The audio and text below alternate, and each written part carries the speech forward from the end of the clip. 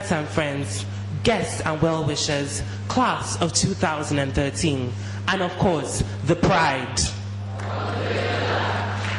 We started off as 124 passengers from different cultures and diverse walks of life, but with one feat in common. We had been selected, 124 of us, out of over 2,000 students across the country to go on a voyage. Our flight, Orientation Loyola 2K7. Our sponsors, our parents, who believed that we needed admission into a health facility, aka asylum, that will not only remove any signs of madness, but also remove the viral madness becoming more and more prevalent in Nigerian society. Our destination, the Den, a mental facility reputed across the whole of West Africa for being capable of healing the most virulent of madness and shedding off the most insurmountable amounts of fat in children. We boarded the flight as children with yet untapped potential on the 6th of September 2007.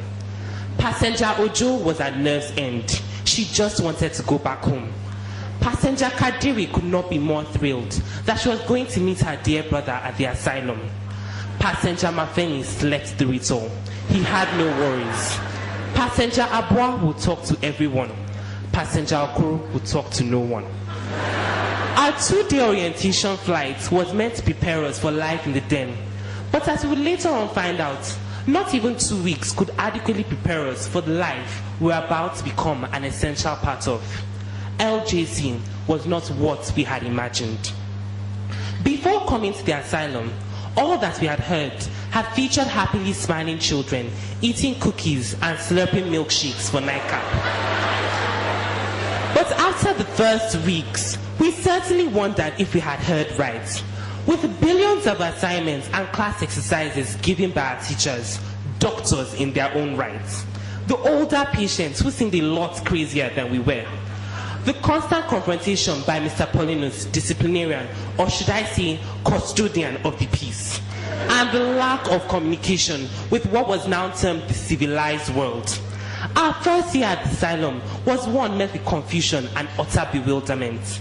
We felt as if we were not being shielded from or corrected of madness, but rather being driven right into it. What in the world was happening? By our first few years in the asylum, 3 things had already been spelled out to us. 1. The Den was not a place for the weak-willed or lily-livered. 2. When in doubt, always remember